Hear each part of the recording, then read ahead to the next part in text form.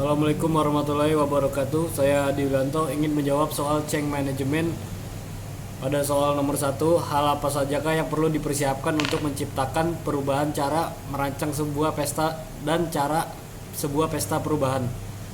Untuk merancang sebuah pesta perubahan dibutuhkan 8 elemen, yaitu tujuan, pesan, organizer, peralatan pesta, dan informasi, perhiburan, tata tertib, arsitektis, dan audiens atau undangan, yaitu deskripsinya pada tujuan atau pesan. Tujuan dari pesan ini adalah menciptakan dukungan untuk suatu perubahan. Lalu pada organizer dibutuhkan sebuah tim khusus untuk merancang seluruh suasana dan acara. Lalu pada peralatan pesta, dalam pesta perubahan membutuhkan peralatan yang mendukung seperti layaknya sebuah pesta, emblem, slogan, dan orang. Lalu informasi bersifat memberitahu, menyortir, dan mendidik. Dari informasi didapatkan langkah-langkah yang harus diambil, nama-nama yang boleh diundang, dan sebagainya. Lalu penghibur. Sebuah pesta memerlukan penghibur, tujuannya memberikan kesan yang lebih kuat. Lalu pada tata tertib yang bertujuan memberikan komentar dan mencari informasi. Lalu pada artistik,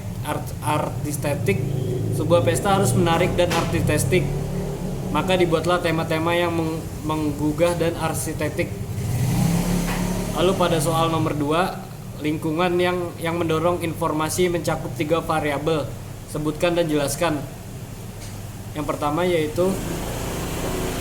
struktur organisasi. Struktur organisasi dapat memiliki dampak besar terhadap inovasi. Penelitian yang meneliti pengaruh variabel struktur dan inovasi. Lalu yang kedua yaitu budaya organisasi. Organisasi yang inovatif cenderung memiliki budaya yang sama. Mereka mendorong eksperimen, penghargaan terhadap penghasilan maupun kegagalan, dan merayakan kesalahan. Dan yang ketiganya praktik sumber daya manusia organisasi. Yaitu deskripsinya dalam kategori ini kita menemukan bahwa organisasi yang inovasi secara aktif mempromosikan pelatihan dan pengembangan anggota mereka sehingga pengetahuan mereka tetap baru. Lalu pada soal nomor 3, sebutkan dan jelaskan teknik-teknik dalam organisasi development. Yang pertama intervensi kelompok, yaitu intervensi yang dilakukan di sela-sela program tahunan untuk membuka mata dan mengajak para eksekutif untuk terlibat dalam perumusan secara yang merancang. Lalu ada juga itu team building. Team building adalah suatu kegiatan eksperimental yang didesain untuk menyelimuti daya rekat kelompok. Lalu aktivitas antar departemen. Budaya korporat yang hanya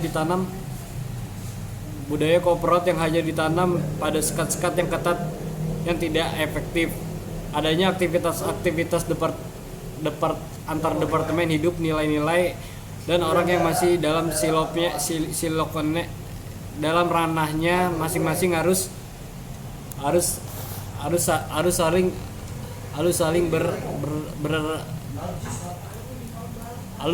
saling dipertemukan.